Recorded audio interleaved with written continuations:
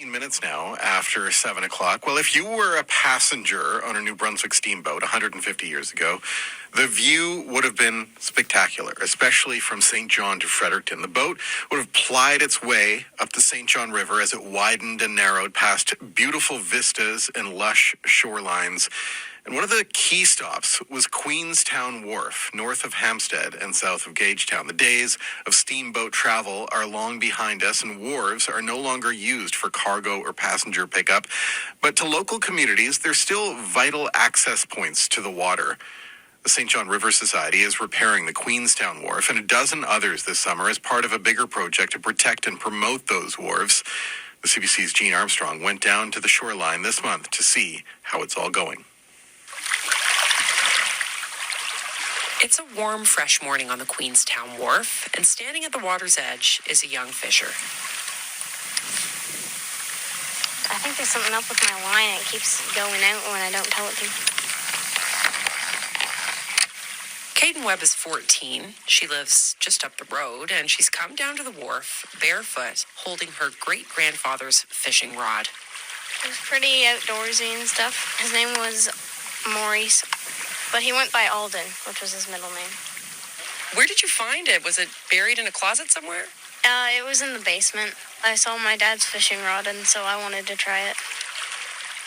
He just told me about the button you have to press so the line will go out, and how you have to bob it up and down to attract the fish. I don't know what bait it's supposed to be, just a little fish or something. You didn't get any worms? I did yesterday, but the fish just kept eating them and swimming away all fine. Sometimes they can be difficult getting them on because they wriggle, but I get them on there. This wharf is where Caden spends most of her summer, whether she's casting a line, swimming with her cousins, or sitting here on her own, just listening. Just like what kind of birds are calling and stuff. I don't really know what they are, but I hear some chipping sparrows sometimes. What do they sound like? Well, they chip. Chip, chip, chip, chip. Caden's no expert, but even she's noticed damage to the wharf. Well, when I went underwater with goggles on, there's like cracks and little crevices and stuff in the foundation. Good, they're fixing that up. This wharf and a dozen others are getting big repairs this summer. And the St. John River Society wanted a pro for the job. Hi, I'm Jarvis Ducey. I live in Wickham, and I do wharf repair on the side. I'm supposed to be retired. Few families in New Brunswick know the wharves as intimately as the Duceys do. Well, like I say, I started back in the 70s with my father. That's where he started on these small ones. And then in 1978, he retired. And then I went on further from that to the bigger jobs. I done wharf jobs, Graham and Ann, Campbello, Deer Island, all the big fisherman wharves. I had 10 men working for me one time, and we did that for 20, 25 years. And these are kind of a hobby now, just going back to these little ones. Most of these wharves up and down the river have seen better days, and at Queenstown there are cracks in the concrete that need patching up. There are old pieces of wood that protect the edge of the wharf. They're falling apart. Jarvis is going to replace them with some new pieces of hemlock. You have to get in the water to install these? No, we have a raft here, that's 35 or 40 years old. That's off of my original work, that old thing. It gets quite rough. We had 3 and 3.5 foot waves here the other day, so my son was coming up pretty near the top of the wharf trying to hold the drill. Oh boy. He's like an acrobat. And the raft's like a trampoline. It's picking him right up, and he has to hold the drill level. The first day we started here, he went home that night, and he says, "Oh, my land, I got sea legs." He said, "I can't stand." Right, because you'd be standing on that raft for a long time doing that work, I would think, yeah. Like hours. Yeah. This is small compared to what we used to use is 12 by 12s, 25 and 30 feet long. We did a job on the sugar refinery one time, and the sugar refinery's gone now, but it's all sitting on Wharf, the sugar refinery in St. John. And they called me and they said, "Could you replace some of the beams underneath?" So we took the big holes out of the top of the thing, and we stick 35 and 40 foot 12 by 12 Douglas fir, start it down in there, poke it along with the crane, and there was rats in there. And no word, no, I'm not exaggerating, they'd be like that block of wood because of the sugar.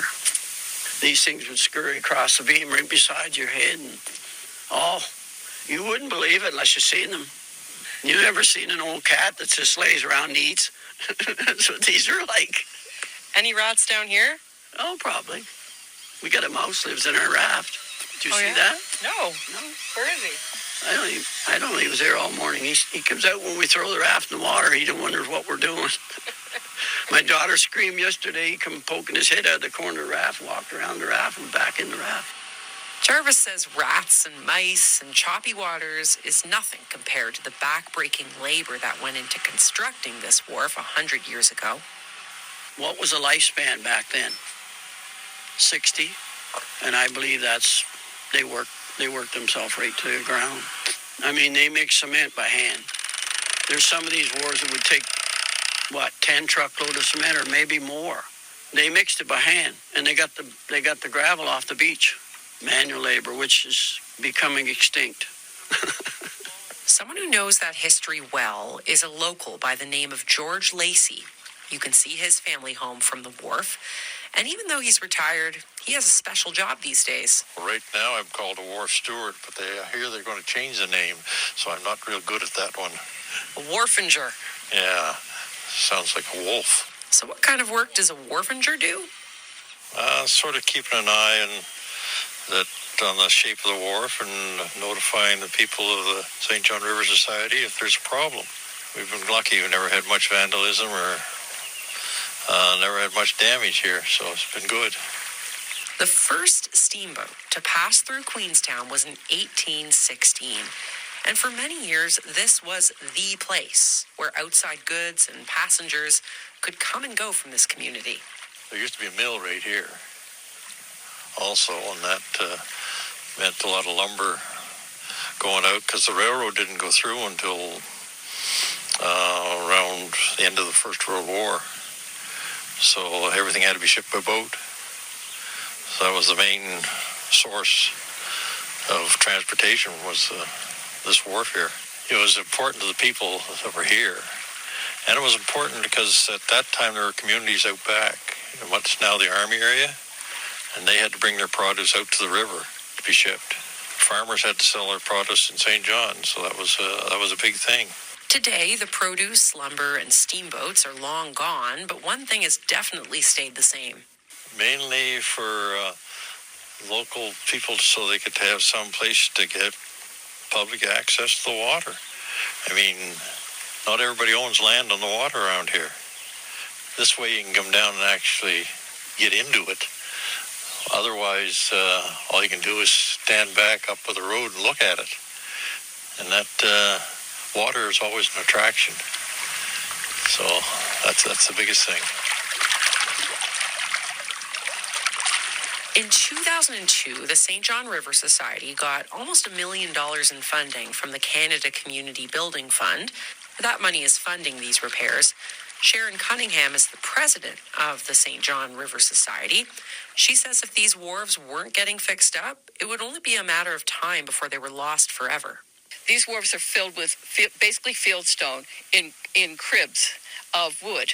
And over generations, as the technology became available, concrete was added to them. They were strengthened. Every 30 years or so, there'd be a renovation, as long as they were used for economic purposes. That has ended, so little repair was done. We would not be standing on this wharf, and up and down this river, there were 34 wharves that were still viable in 1990. There were probably 50 in 1890. So this is what we've got left. River wharves have been a part of Sharon's life for as long as she can remember. I was the girl whose mother said, "You must not go down to the wharf this evening," because, it was a time of parties, youth. It was a good time.